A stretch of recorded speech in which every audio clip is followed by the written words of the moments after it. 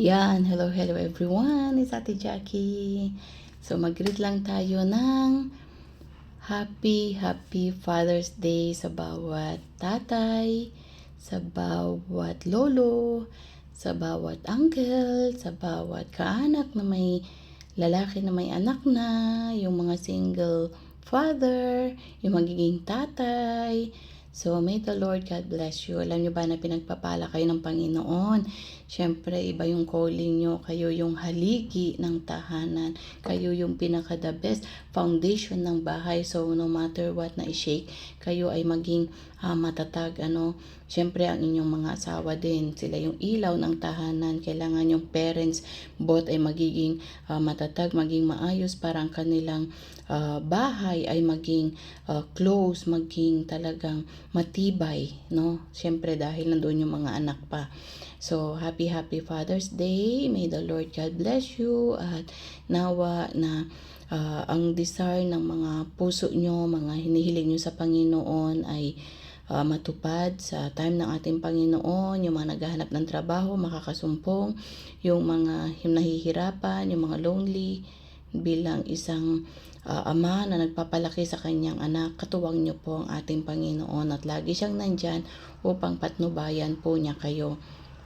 Keep on praying lang, keep on trusting God lang kasi meron siyang purpose at plan, 'di ba? Sa bawat papalaki niyo yung mga anak na may takot sa Diyos, may respeto at magiging maganda ang kanilang mga future. At syempre sa magiging tatay lang, maging tatay pa lang, maging maayos po kayo sa inyong mga anak para sila ay lumaki din na be example, no, maging matuwid tayo, wag na yung mga barkada, wala na yung mga kaiba-iba na pag-being a father na. And of course, syempre, yung mga tatay na talagang nandyan na, yung talagang naghihirap para sa kanilang mga anak. Keep on praying, keep on trusting God. Give the best sa inyong family, sa inyong mga anak, sa inyong asawa. At talagang nandyan, no? Kumapit lang kayo sa Panginoon dahil He's a good father na nagbibigay sa kanyang mga anak. Kaya alam ko din na kayong mga tatay, nagbibigay din kayo ng the best sa inyong mga anak. Hindi pa man maibigay lahat, syempre at least yung wish at yung nais nyo na maibigay po ang maganda, ano, sa inyong mga anak. And of course, yung mga magandang future nila. And of course, makikita nyo din yan pag malaki na, diba? Yung mga anak nakatapos na rin. And of course, sa mga lolo, syempre, maging maayos na matuwa na dahil kahit tumanda na kayo, nandyan pa rin na nakikita nyo yung mga anak nyo, yung mga apo nyo na nandoon, no? Panimula ang inyong mga anak sa mga apo. Be a good example ang mga lolo sa kanilang anak at anak sa kanilang mga anak naman, diba?